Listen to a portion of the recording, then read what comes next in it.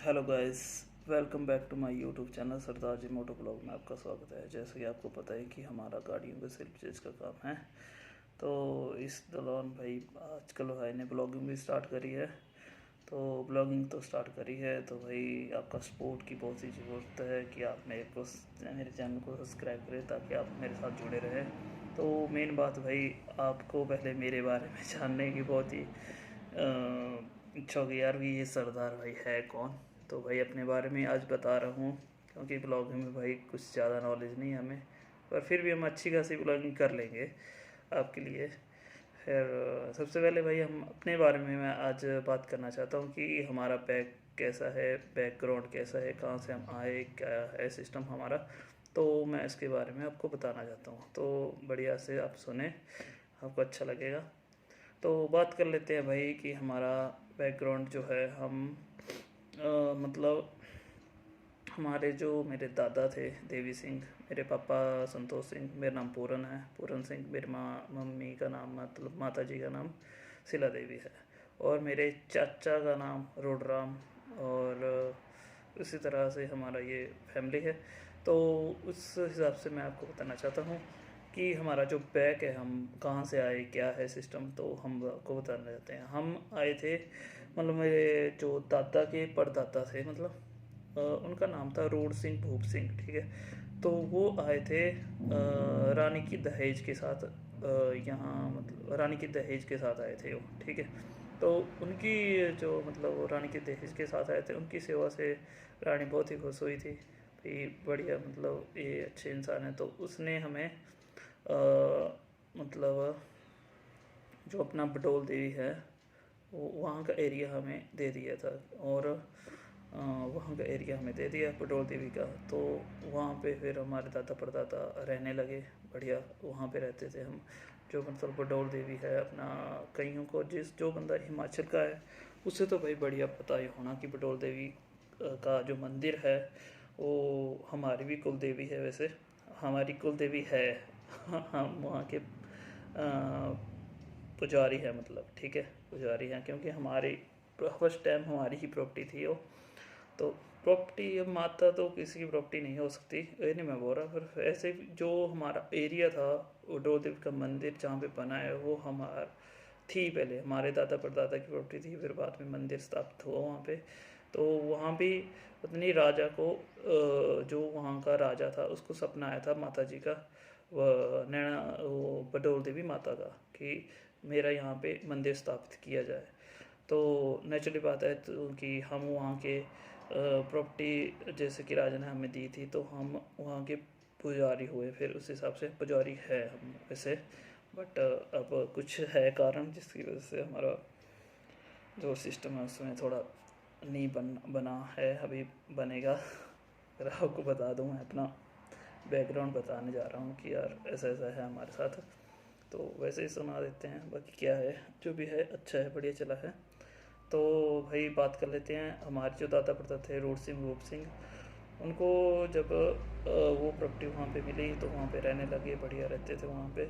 फिर उसके बाद ऐसा हुआ कि थोड़ा वहाँ पे कोई बीमारी फैल गई थी, तो वहाँ से फिर उनको मतलब आना पड़ा था कि क्या था सिस्टम।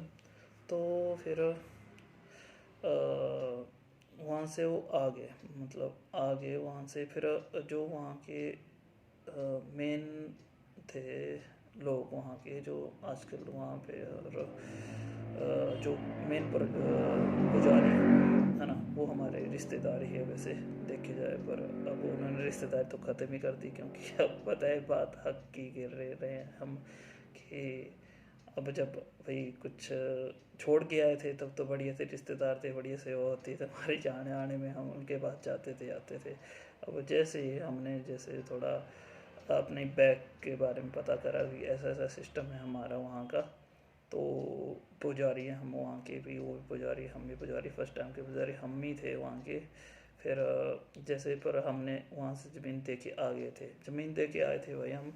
पर जो रूल के हिसाब से है कि हम ज़मीन दे के आए हैं, ना कि बारी। हमारा जो बारियों वाला सिस्टम होता है, जैसे कि अब आप देख लो, जैसे मंदिर के पुजारी हैं हम, तो हम अपनी ज़मीन दे के आए हैं, बट हमारा जो भी वहाँ का मतलब पुजारी वाला सिस्टम है वो वैसे ही चला रहता है, क्योंकि वो बिकता नहीं है, पुजारी वाला सिस्टम नहीं बिकता है। तो क्योंकि जो बारी है अपनी, बारी कभी भी नहीं बिकती। बारी आदमी के मतलब जो जिसने जन्म ले लिया है ना, बारी उसके साथ परमानेंट होती है। जैसे अब मेरे दादा था, तब उन्हें इतनी नॉलेज नहीं थी कि बारी के बारे में, उन्हें थोड़ा पहले से फाइनेंशियल थोड़ा दिक्कत थी, तो उन्होंने बड़ा स्ट्रगल करा जीवन में। तो बेशक उन्हें बहुत सी दुनिया अभी भी जानती है, बहुत अच्छे इंसान थे और अच्छे हैं, मतलब अच्छे थे तो है नहीं दुनिया में, बट फिर उनको तो बारे में इससे में पता नहीं था। अब मेरे पापा की बारी आई, तो उनको दादाजी ने बताया था कि हम वहाँ से आए हैं, तो ऐसे ऐसे हमारा बारी वाला सिस्टम है वहाँ पे। तो फिर हमने ऐसे फिर पूरी तहकीकात की, तो वहाँ के जो लोग हैं उन्होंने अभी तक हमारी जो प्रॉपर्टियाँ थी ना, जो हम वहाँ पे दे के आए थे, वो आए भी हम ऐसे दे के नहीं आए थे कि हमें थोड़ा कि हमने अपनी प्रॉपर्टी देनी थी। वो ऐसा था सिस्टम थोड़ा वहाँ पे हमारा जो मतलब दादा परदादा थे, उनका रहने का सिस्टम था। उनकी जो मतलब मिसेज थी वो बीमार रहने लग गई वहाँ पे, और थोड़ा वहाँ पे कोई बीमारी फैल गई, तो उस वजह से हमें आना पड़ा। फिर उस हिसाब से अब जब हम आ रहे थे वहाँ से, तो लोगों ने जो हमारे थे, हमारे रिलेटिव, उनको हमने वो ज़मीन उन्होंने अच्छा वैसे ही कर दी, क्योंकि पैसा होता नहीं था उस टाइम। 200 रुपये में हमारी जो प्रॉपर्टी थी वो उन्होंने वैसे लिखवा ली, पूरी की पूरी प्रॉपर्टी। तो पूरी की पूरी प्रॉपर्टी तो हमने कम से कम 100 बीघा से और बहुत ज़्यादा प्रॉपर्टी थी वो, जो वहाँ पे सिद्ध महाराज है, टावरों के खेत हैं, और जो माता का मंदिर है, वो सारा का सारा हमारा ही था। मतलब जो दिया था ना रानी, आप सोचते हैं यार हमारा, उसको बोल रहा है तू मेरा है, फलाना है, वो था भाई, वैसे था। तो भाई वैसे ही उसी हिसाब से फिर वहाँ से जब हम आने लगे, तो उन्होंने वैसे ही पता नहीं अब वो कैसे करा। फिर उन्होंने उस टाइम भाई साइन वगैरह होते नहीं थे, तो अंगूठा लगा, तो उन्होंने वो जो प्रॉपर्टी थी 200 रुपये दिया हमें। तो हमने कहा सोचा हमारी हेल्प करी होनी, बट वो सारी की सारी प्रॉपर्टी उन्होंने लिखवा ली कि हो गई भाई, अब यहाँ से छोड़ के चले गए सब कुछ, ठीक है। हम आ गए वहाँ से। फिर आगे मेरे मतलब उनके आगे मतलब मेरे दादा के फादर, मेरे दादा के फादर का नाम है श्यामा राम था। तो उनके हम मतलब मेरे दादे का नाम देवी सिंह, और मेरे चाचा का नाम रूड राम। तो वहाँ से हम आए थे, तो हम आ गए फिर यहाँ को साटी फटो मतलब जिस बंदे को पता है यहाँ का साटी फटो कहाँ पे है, कलरी फटो, अपना टकरेड़ा रोपा, उस हिसाब से फटो में रोपा साटी में हमारे घर है। मतलब वहाँ पे वैसे भी अभी भी हमारा घर है, मेरे चाचा का घर वहीं पे है, हमारा घर भी वहीं पे है, पर हम वहाँ पे आ गए फिर। पर मेन बात भाई यही बताना चाहता हूँ मैं अपना कि हमारा जो हमने करा था भाई, वहाँ के लोग अभी भी हमें बोलते हैं भाई कि आपका यहाँ पे हक है, तो आप इसे नहीं छोड़ो, आप उसको लो। तो हमने 2 बार केस करा। तो भाई देखो यार, ये थोड़ा जो अपना यार ये कोर्ट कचहरी वाला सिस्टम होता है भाई, आपको पता ही है इसका। कोर्ट कचहरी वाले सिस्टम में जो होना चाहिए वो होता नहीं है, जो नहीं होना चाहिए वो होता है। तो उसमें बहुत बढ़िया मतलब फर्स्ट टाइम हमने केस करा, तो मतलब केस चला है हमारा।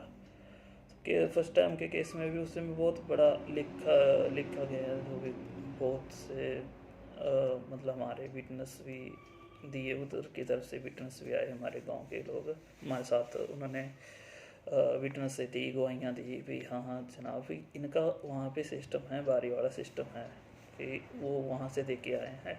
बट इन्होंने अपनी ज़मीन बेची है, ना कि बारी बिकती नहीं है, तो बिकेगी कैसे? वो बोलते हैं भाई आपने अब आप 60 साल के बाद आए हो यहाँ पे, इसको मतलब बारी के सिस्टम को जानने के लिए कि आपका बारी वाला सिस्टम है। जब आप प्रॉपर्टी बेच के चले गए, तब आपकी बारी बिकी, जबकि उसमें लिखा गया है बढ़िया कि बारी नहीं बिकती है। उन्होंने तो अब रूल भी चेंज करना चाह रहा है कि जो वहाँ का रूल है बारी वाला सिस्टम का कि जो प्रॉपर्टी बेच के चले गए उनकी बारी ख़त्म है, जबकि ऐसा है नहीं।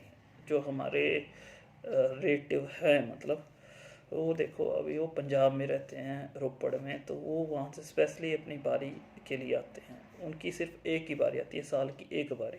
तब वो पंजाब से आ रहे हैं, हम तो यहाँ के लोकल हैं, अभी भी हम घुमार में रहते हैं ना, तो हम वहाँ के लोकल है। तब भी हमें मतलब मेन तो हम ही हैं, हमारी आती थी वहाँ पे 30 बारियाँ।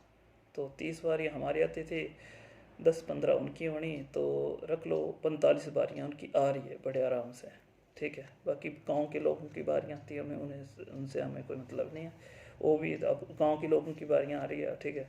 अगर हो सकता है भी बीच के मेन वो जो मेन बंदे हैं वो तो रहे नहीं होने, वो फिर भी अपनी बारियाँ चलाए रखा है, वैसे सिस्टम चला है, मतलब बारी वाला सिस्टम चला है। अब वो बोले भाई अब भाई आप वहाँ से दे चले आगे छोड़ के, तो आपका सिस्टम ख़त्म है। तो भाई आपने भी बहुत टाइम हो गया आपको भी बारी का हिसाब लगाते हुए, फिर आप भी छोड़ दो इस सिस्टम को, जो हमारा है आप उसी को ही ले रहे हो, फिर उसको बोल रहे हो भाई कि आपने तो अब आपका तो कुछ है ही नहीं। तो जो आप हमारी बारी वाला सिस्टम को 30 बारियाँ हमारी जो ले रखी है आपने, उसको आप दे भी नहीं रहे हो, और ऊपर से उसी के यूज़ करके आप अ, मतलब उसको यूज़ करके आप उसका फ़ायदा उठा रहे हो। चलो जो भी है, अब कैसा है सिस्टम, तो ऐसा है बारी वाला सिस्टम है। तो 30 बारी हमारी आती है वहाँ पे, और 2 बार हमने केस करा है इन पे। एक बार भी हमारा केस खारिज कर दिया, अब दूसरी बार भी झंडुत्ता में केस था, तो फिर भी उन्होंने खारिज कर दिया। अब आगे के लिए हम केस दोबारा से करें इतनी अभी है नहीं समर्थ्य। अब करते हैं थोड़ा, बस ऐसे अपने हक को ऐसे छोड़ भी नहीं सकते। ऐसा सिस्टम था कि हमें इस चीज़ का कोई लालच नहीं है कि हमें अपनी बारी चाहिए, कि हमें उस चीज़ का लालच है कि हमें पैसा चाहिए कि क्या है, वो तो मंदिर का ही पैसा, ट्रस्ट का पैसा है। फिर भी हम ऐसा सोचते हैं कि जो मतलब पैसा है वो अच्छे काम में यूज़ करें। आपको पता ही है हम सरदार बनते हैं, तो हमारा मेन मोटिव यही होता है कि जो भी बारी वाला सिस्टम है उससे लोगों की हेल्प करी जाए, वहाँ पे लंगर की सेवा की जाए। मतलब 24 घंटे लंगर नहीं लगा सकता है, तो 12 घंटे तो लंगर लगा ही जाए, लगाया जाए 12 घंटे। जो हमारा बारी वाला सिस्टम है हमें मिल तो जाएगा, वैसे ऐसा है नहीं ना मिले। बाकी जो बंदा समझदार बंदा है, जो मेरी बात सुन रहा है, जिसे पता है कि भाई ठीक बोल रहा है, अच्छा सच बोल रहा है भाई, तो अभी भाई मैंने पूरे के पूरे फ़ोटो हैं मेरे पास जो भी, और जब हमारा केस खारिज हुआ तो मैंने पूरे के पूरे फ़ोटो खींचे हैं उनके भाई। जो वहाँ पे लिखा होता है कि भाई आप वहाँ से सिर्फ प्रॉपर्टी बेच के आए हो, ना कि बारी बेच के आए। बारी बिकती नहीं है तो बिकेगी कैसे? फिर जैसे ही अब बंदे ने जन्म ले लिया तो वो बारी उसके साथ जुड़ गई। फिर वो बारी जब तक वो है मतलब तब तक बारी चली रहेगी, उसके बाद उसकी आगे से आगे पुश्तें वैसे ही चली रहेगी बारी वाले सिस्टम में। ठीक है जी। तो ऐसी ऐसी बात है भाई। हम भी चाहते हैं कि अगर ये वाला सिस्टम हमारा अच्छा चल रहा है, अगर बारी हमें मिलती हैं, जो भी हमारी बारियाँ हैं, 30 बारियाँ आती हैं हमारी चाचा और दादों की, मतलब हमारी दोनों की 15-15 बारी है। मेरे चाचा की 15 बारी है और हमारी भी 15 बारियाँ हैं, 30 बारियाँ टोटल हो गई। और उस हिसाब से जो हमारे रिलेटिव है उनके भी जो भी है उनका भी है उसमें। तो इसके लिए मैं आपको ये बात बताई है। 14 मिनट की वीडियो हो गई है, बाकी आपको ये बता दिया मैंने। हमारा पैक ही वहाँ से स्टार्ट हुआ है भाई। फिर हमने सोचा मैं कि यार भाई इस बारे में बात करी जाए तो अच्छी बात है, क्योंकि लोगों को हमारे बैग के बारे में पता नहीं है, और हम अकेले इस बार उस चीज़ से जूझ रहे हैं अभी यार। ऐसा है थोड़ा आजकल, तो फिर ऑनलाइन टाइम है, तो मैं इस वीडियो को इसलिए बनाना चाहता हूँ कि इससे हमें हमारे बैग के बारे में हमारे आगे आने वाले पीढ़ियों को पता लगे। हमारी जो पीढ़ियाँ हमारे साथ है, हमारे और भी है रिलेटिव है, उन्हें पता लगे भाई कि ऐसा ऐसा है, हमारे बैग ऐसी है, तो हमें ये ऐसे ऐसे करना पड़ेगा। जो हमारा बारी वाला सिस्टम है इसे ऐसे ऐसे हमारा चला है सिस्टम। तो मतलब उसे वैसे ही इसको ठीक करने के लिए हमें कोशिश कर लगातार करते रहने हैं। तो भाई ऐसा ऐसा है हमारे साथ, ऐसा है। और बाकी बात फिर भी भाई अगर आपको बात समझ ना आए तो लास्ट में फिर भी लास्ट बार आपको दोबारा से आपको बताना चाहता हूँ। अभी तो सिर्फ बारी वाले सिस्टम पे बात हुई है, अभी तो पूरे अपनी बैग के बारे में पूरी बात करनी है। हमारे दादा परदादा, मतलब मेरे दादा का, दादा परदादा का तो पता नहीं, पर दादा का तो पता है, देवी सिंह। और उसके बारे में बताऊंगा उसने मतलब क्या कैसे कैसे अपने स्ट्रगल करा, कैसे क्या है। और यही है ब्लॉगिंग मेरी। फर्स्ट टाइम मैं अपने खुद से ब्लॉगिंग स्टार्ट कर रहा हूँ कि ये जो हमारा फर्स्ट ब्लॉग है तो उसमें मैं यही बताना चाहता हूँ कि हमारे जो है बैक कि हम वहाँ के बडोल देवी के बसिंदे हैं, ठीक है। हमारे दादा परदादा वहाँ से ही है, वहाँ से आए हैं, उन्होंने प्रॉपर्टियाँ दी है कि क्या है वो दे दी हैं, वो कोई चक्कर नहीं है। पर जो हम वहाँ के पुजारी हैं, मतलब वो वाला सिस्टम हमारा अभी भी चला है।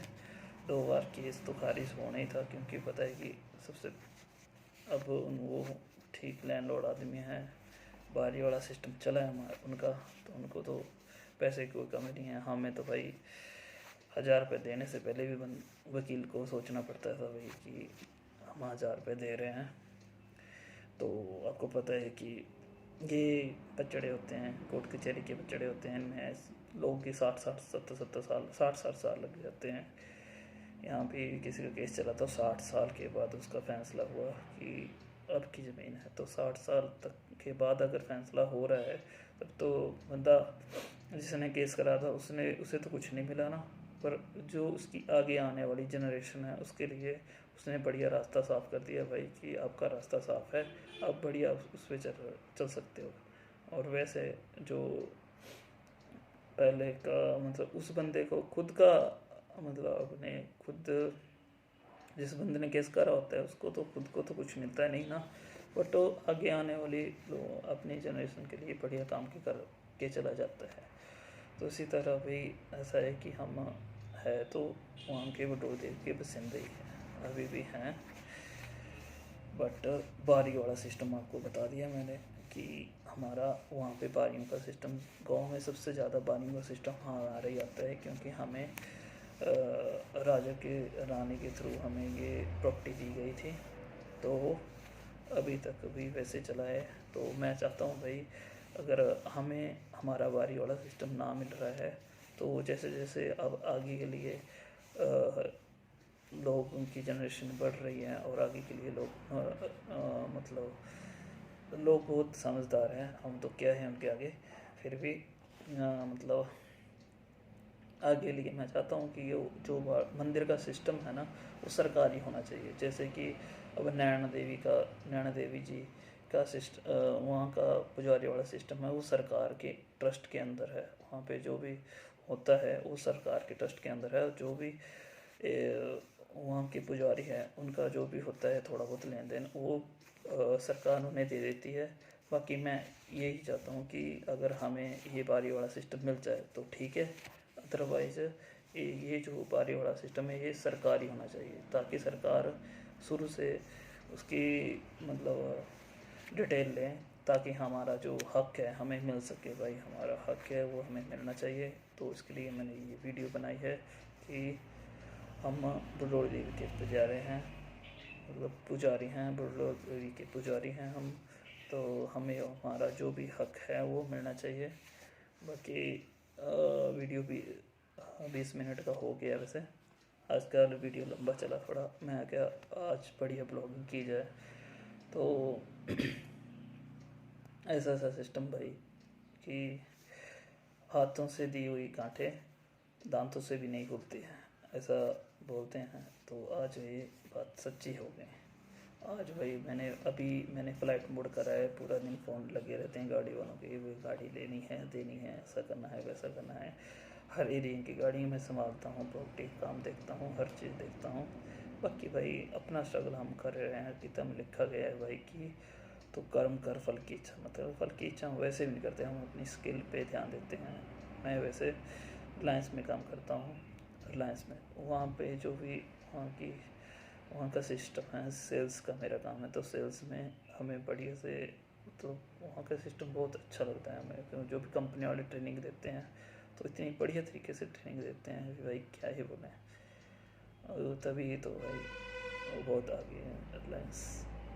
तो उसी तरह से मैं सोचता हूँ, मैं इस काम को भी साथ साथ में करता हूँ, सेल्स के काम को, गाड़ियों के सेल्स के काम, प्रॉपर्टी का। अदरवाइज़ मेरे और भी बहुत काम है, मतलब मैं करता हर चीज़ का काम करता हूँ। ऐसा है ना, है नहीं, होता नहीं है जो काम मैं नहीं करता।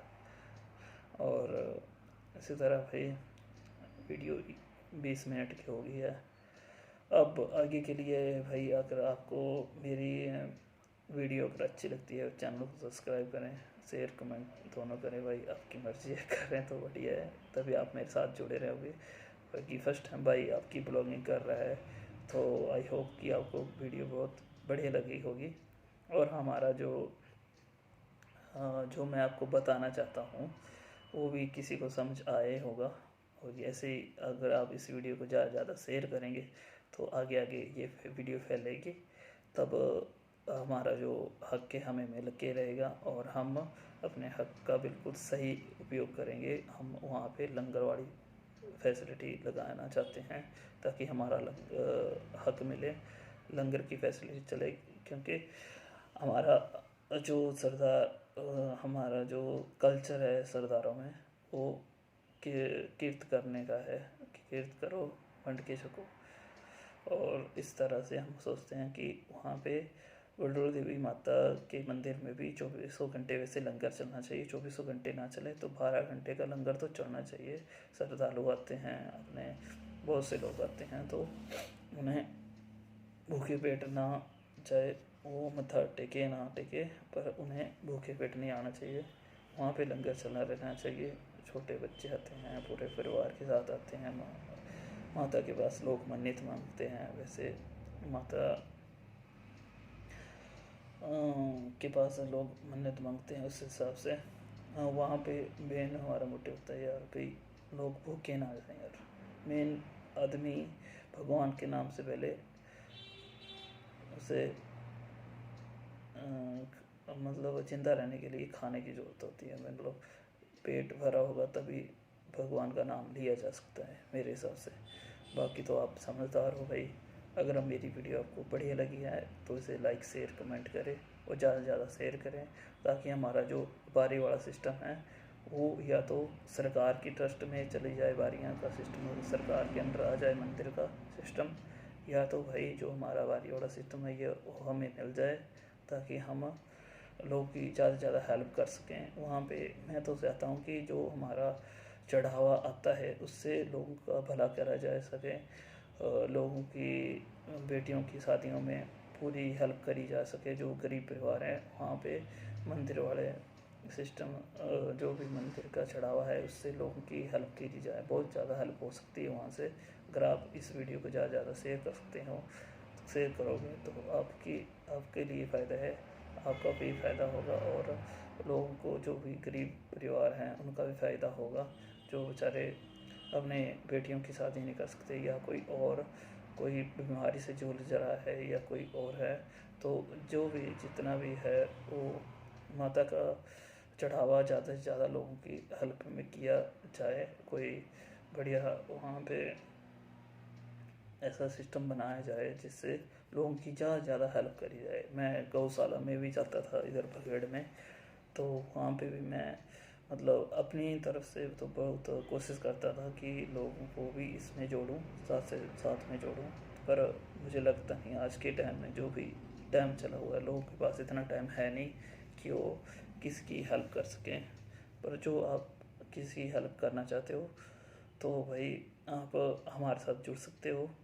पैसे के मांग कोई नहीं है, पर आदमी वैसे भी अपने हाथों से भी सेवा कर सकता है।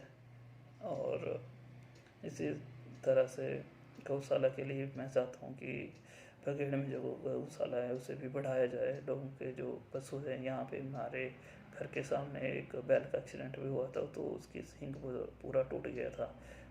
तो फिर मैं क्या यार भाई, अब अपने पास इतना था नहीं इक्विपमेंट। मैंने गौशाला के लिए तो मैंने ना यहाँ पे ये भी सोचा था कि जो यहाँ पे मतलब अपना बीएड कॉलेज के साथ जो ट्रेनिंग दी जाती है गौशाला में, जो फर्स्ट एड करा जाता है, लोगों को समझाया जाता है गौशाला पशुओं के बारे में, एनिमल के बारे में, मैंने सोचा था वहाँ पे मैं मतलब एडमिशन ले लूँ और वहाँ की ट्रेनिंग करूँ, ताकि मैं अपने जो ये सड़क पे चल रही गायों की सेवा कर सकूँ, एक पीपल फार्म की तरह बढ़िया से काम चले। और जानवरों के प्रति तो हमारा बहुत पहले से ही बड़ा लगाव रहता है कि यार इनका बेजुबान कोई है नहीं हमारे सिवा, तो इनकी हेल्प ज़्यादा से ज़्यादा की जानी चाहिए। तो मैं अकेला ही काफ़ी हूँ, इस कोशिश तो मेरी रहती है कि मैं अकेला ही चला रहा हूँ, बाकी तो पीछे आपका अगर सपोर्ट हो जाए तो बहुत बढ़िया बात है। बाकी तो भाई हम सिर्फ किसी को अच्छी सलाह दे सकते हैं, हम सलाह के सिवा बाकी लोगों का साथ देने की पूरी कोशिश रखते हैं भी भाई। अगर सलाह दे रहे हैं तो कोशिश भी मतलब कोशिश रहती है कि लोगों का साथ भी वैसे दिया जाए। सलाह तो सभी दे देते हैं, हम सलाह भी देते हैं, पर साथ देने में उससे ज़्यादा इच्छुक रहते हैं कि किसी का साथ देकर किसका भला हो जाए तो बढ़िया बात है। बाकी मेन ऐसा भी नहीं है कि हम इतने क्योंकि हमने बहुत सिर्फी वाला जीवन व्यतीत कर लिया है, हमारे सिर्फी में हमने बहुत ही टाइम देख लिया भी भाई, सिर्फी में नहीं कुछ नहीं होने वाला। तो ऐसा भी नहीं सोचना कि हम बहुत अच्छे हैं भाई। अगर हम 70% अच्छे हैं तो 30% बुरे भी हैं, 30% को और बढ़ाया जा सकता है बुरेपन में। अगर कोई हमारे साथ अच्छा ना करे तो उसे ये भी एक्सेप्ट करने की आवश्यकता नहीं है कि भाई हम उसके साथ अच्छा करें भाई, आज नहीं तो कल। और इस बात को मैं बड़े तरीके से मानता हूँ भाई, जो काम अपने करने का नहीं होता है भगवान हमारी हेल्प करता है भाई। भगवान हमारी हेल्प करता है क्योंकि भगवान को पता है कि कौन कैसा है और क्या उसका नेचर है क्या नहीं है। तो भगवान से मैं यही गुजारिश करना चाहता हूँ कि भाई साहब जो मेरी वीडियो को देख रहे हैं उनको भी बहुत तरक्की दें। हमें किसी की तरक्की से कोई भी जलसी फील नहीं होती। हमें खुद को खुद से कंपेयर करना होता है। हम किसी दूसरे से हमें अपने आप को कंपेयर नहीं करना चाहिए कि यार वो आगे बढ़ रहा है वो पीछे रह गया, कि लोगों की हेल्प करनी चाहिए। और कंपेयरनेस के चक्कर में मतलब वैसे ही जलसी के चक्कर में हमें दूसरों के बारे में नहीं सोचना चाहिए भाई। हमें तो सिर्फ अपने ऊपर ही ध्यान देना चाहिए। इस जीवन में अगर आपको इंसान का जीवन मिला है, 84 लाख योनियों के बाद इंसान का जीवन मिलता है, तो हमें अच्छे काम करने चाहिए। अगर आप अच्छे काम कर रहे हो तो बढ़िया बात है, अगर आपके साथ कोई बुरा कर रहा है भाई तो आपको उसके साथ अच्छा नहीं होना चाहिए। मेरी बात तो ये है। वैसे ऐसा भी नहीं बोलता मैं कि आप बुरे बंदे के साथ बुरे बन जाओ, उसके साथ मार कुटाई करो, वो अलग बात है भाई। वो टाइम सिचुएशन पर होता है कि आपके साथ बंदा कैसा व्यवहार कर रहा है। अगर वैसा ही व्यवहार कर रहा है भाई तो हम भी सरदार बनते हैं। अगर बात आर या पार की करते हैं, सीधी बात होती है भाई। ऐसे हर बंदे को मैं यही बताना चाहता हूँ भाई, अगर सर से ऊपर पानी चढ़ जाए भाई तो चाहे वो कोई भी हो सामने, वही नहीं देखा जा सकता। तो काम आर या पार का होना चाहिए। अगर पर ऐसा भी नहीं सोचना है भाई कि बंदा अच्छा काम कर रहा है तो अच्छी बातें कर रहे हैं तो बंदा अच्छा ही होगा, बुरा भी हो सकता है। तो अच्छा आदमी बुरा मतलब अच्छा आदमी तभी बुरा बनता है जब उससे लोग जीने नहीं देते अच्छे तरीके से। हमने भाई हमारा जो अब मैं आगे के लिए अपनी दादा के बारे में वीडियो बनाऊंगा। 30 मिनट की वीडियो होगी, इतनी लंबी वीडियो लोग देखते नहीं हैं। अब देखता हूँ कि जितने ज़्यादा व्यू आते हैं तो आगे के लिए नेक्स्ट वीडियो बनाऊंगा। अपने दादा के बारे में मैं बताना चाहता हूँ कि मैंने अपने दादा की आज की तस्वीरें अपने सामने रखी हैं, जिन्हें देखकर मैं उनके लिए भी कुछ बनाना चाहता था वीडियो। बट आज हमारा जो बारी वाला सिस्टम है, बटोली देवी के बजारे हैं हम, उसके बारे में मैंने मेन मोटिव रखा है कि भाई उसके बारे में जो सच है आपको बताया जाना चाहिए कि भाई हम सरदार बंदे हैं, बट हम पुजारी वहाँ के हैं, हमारा बैक वहाँ से स्टार्ट हुई है। बाकी अपने दादा के बारे में बताना चाहता हूँ। भाई दादा मेरे बहुत ही अच्छे इंसान थे। उन्होंने भाई पूरे गाँव में वो गुरवाही करते थे, फिर लंगर लगाते थे।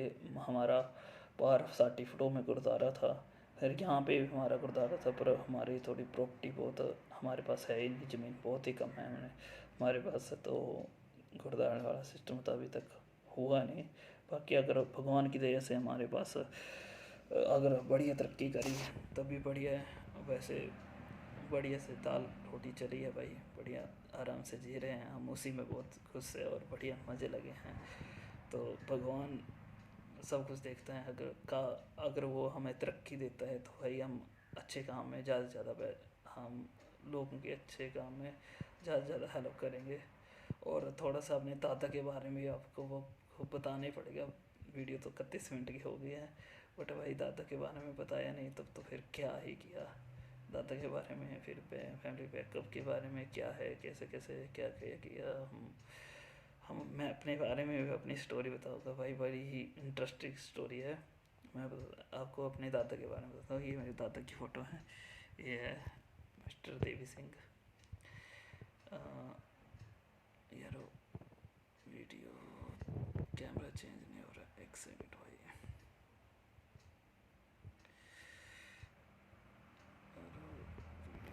कैमरा चेंज नहीं हो रहा है भाई अब कैमरा चेंज ही नहीं हो रहा है, इसमें ऑप्शन ही आ रहा है कैमरे का कि कैमरा चेंज हो जाए।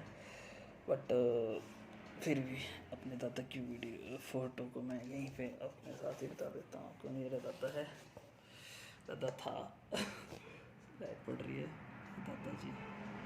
मैं देखो ऐसा लग रहा है जैसे उनके ये देखिए थोड़ी सी कि फेस थोड़ा दिख नहीं रहा है। बाकी ये है मेरे दादाजी।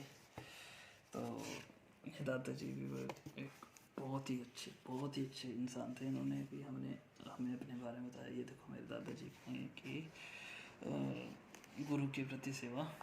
तो इसमें लिखा गया है कि मेरे को यहाँ से पढ़ने में उल्टा लग रहा है। गुरु व जन सेवा में तत्पर हैं बाबा निहंग सिंह जी। तो ये मेरे दादाजी हैं निहंग। ये हमारा गुरुद्वारा साहिब जो पहले का था हमारा।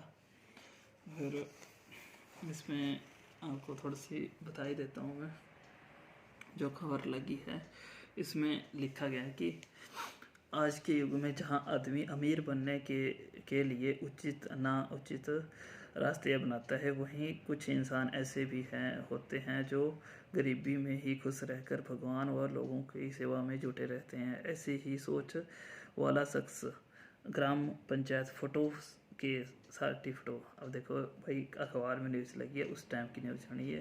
टाइमिंग तो यहाँ पे डेट तो कुछ है ही नहीं, वैसे बहुत ही पुरानी न्यूज़ है। मेरे दादा का फ़ोटो ही देख लो आप अखबार की न्यूज़ का। तो 60 फोटो ग्राम पंचायत 60 फोटो गाँव का देवीराम। मेरे दादा का नाम है देवीराम। वह अब घुमार में के अवठानी घाट में रहता है। अब फिर हम फोटो से आ गए थे अवठानी घाट को। अवठानी घाट में रहता है वो, और बाबा निहंग सिंह के नाम से जाना जाता है। मेरे दादाजी को निहंग सिंह बोलते थे। निहंग था, पूरा बाणा डालता था। दैनिक जागरण ने यह न्यूज़ लगाई थी, उससे विशेष बात की है। उन्होंने बताया है कि वे निर्धन परिवार में पैदा हुए हैं और अल्प आयु में ही वो पंजाब अमृतसर चले गए। वहाँ मजदूरी करते थे। मेरे दादाजी अमृतसर में चले गए थे और वहाँ पे मेहनत मजदूरी करते थे, और वहाँ के सिस्टम को देखकर वो फिर उन्होंने ये नियम धारण किया। पंजाब अमृतसर चले गए, वहाँ पर मेहनत मजदूरी की, और उनका संपर्क बाबा उस टाइम बाबा बुड्ढा मल 96 करोड़ी से हुआ। 14 वर्ष की आयु में खालसा पंथ के संस्थापक गुरु गोबिंद सिंह निहंग फौज का अमृत छका। उन्होंने 14 वर्ष की आयु में ही अमृत छक लिया था। तो 17 वर्षीय बाबा बिलासपुर में निहंग फौज का स्वयं को अकेला सदस्य बताता है। 70 वर्षीय बाबा बिलासपुर के निहंग फौज में स्वयं को अकेला सदस्य बताता है। भाई उस टाइम 14 वर्ष की आयु में 70 वर्ष हो जाने के बाद दाता बोलता था कि मैं यहाँ पर अकेला ही निहंग सिंह हूँ। 70 वर्ष की आयु वर्षीय बाबा बिलासपुर में निहंग फौज को स्वयं को अकेला सदस्य बताता है। बाबा कहते हैं कि नीले कपड़े पहने निहंग दलेर और अपने धर्म के प्रति कट्टर होते हैं। अगर इनकी कुर्बानियाँ देखनी हो तो अनंतपुर के केसगढ़ का अजैब घर केसगढ़ साहिब।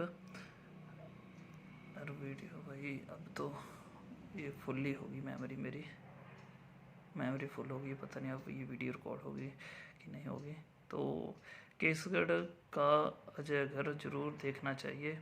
केसगढ़ साहिब में हमें अब होला महला उधर हमें जाना होता है। वैसे घुमारवी में लगते अभरानी घाट में बाबा निहंग सिंह ने एक छोटा सा गुरुद्वारा बनाया है। घुमारवी में हमारे गुरुद्वारा बनाया था अभरानी घाट में, जहाँ बाबा हर दिन सुबह 3 बजे उठकर नहा धोकर गुरबाणी का पाठ करते थे। अन्य धार्मिक कार्य में अपने को व्यस्त कर लेते हैं। समय मिलने पर जन सभाओं, विवाह शादियों या फिर बसों में धार्मिक ग्रंथों में गुरु ग्रंथ साहिब के ज्ञानवर्धक दोहे भी देते हैं। प्रचार भी करता था मेरा दादा, बसों में भी करता था। जागरूक करते रहते हैं लोगों के लिए। भगवान को सदा सुख समृद्धि की दुआ मांगने वाले बाबा निहंग सिंह के पास अपने लिए कुछ नहीं है। उनका मानना है कि अधिक धन आने से मनुष्य मोह ममता में फंस जाता है। भाई ये सच्ची बात है। अगर भाई हमारे पास ही बहुत ज़्यादा पैसा हो तो हम भी ऐसी बातें तो हमने करनी नहीं थी। फिर समृद्धि, अगर बंदे के पास बहुत ज़्यादा धन संपत्ति आ जाती है तो फिर वो मोह ममता में फंसकर भगवान का नाम लेना भूल जाता है। उसकी एक ही अभिलाषा है कि उसके होते हुए अभरानी घाट में कलगीधर गुरु गोबिंद सिंह का गुरुद्वारा बन जाए, ताकि उसके बाद भी यहाँ गुरु ग्रंथ की स्थापना बनी रहे। ठीक है सर। तो भाई अब वीडियो 38 मिनट की होती है, तो ठीक है भाई, आपको वीडियो अच्छी लगी होनी। क्या पता अब ये रिकॉर्ड हो या ना हो, क्योंकि इसकी जो स्टोरेज है वो भी फुल होगी। बाकी ठीक है भाई, अगर आपको वीडियो अच्छी लगे तो चैनल को सब्सक्राइब करें, शेयर करें, कमेंट करें।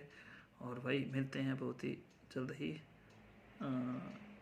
ठीक है भाई, थैंक यू।